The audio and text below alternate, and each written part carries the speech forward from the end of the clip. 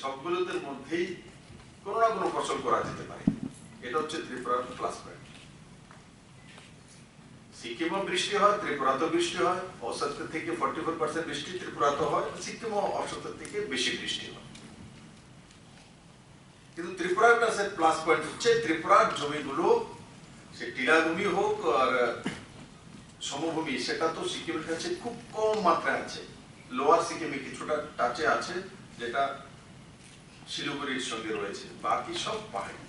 কিন্তু তারপরেও সিকিম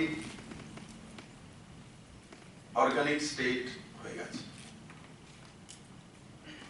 ত্রিপুরা এখনো পুরো স্টেট অর্গানিক হয়নি।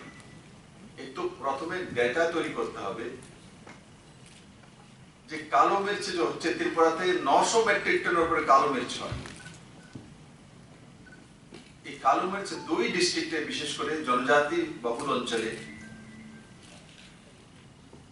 ধলাই এবং উত্তরে সুপারি গাছের সঙ্গে আমরা কালো মির্চের চাষ করে থাকি, মানে গোলমরিচ বলি আমরা।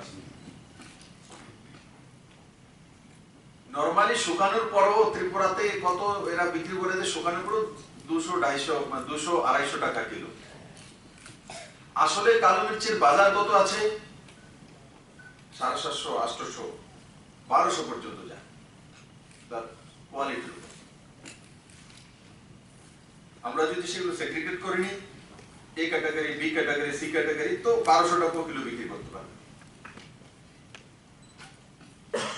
কালো মির্চকে 900 মেট্রিক টন কালো মির্চ হয়, সেই ক্ষেত্রকেও অর্গানিক যে জমি তার মধ্যে আনা।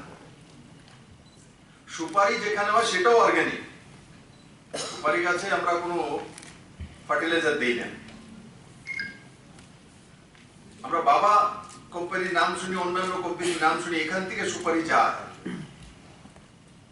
কিন্তু তার প্রচার প্রসার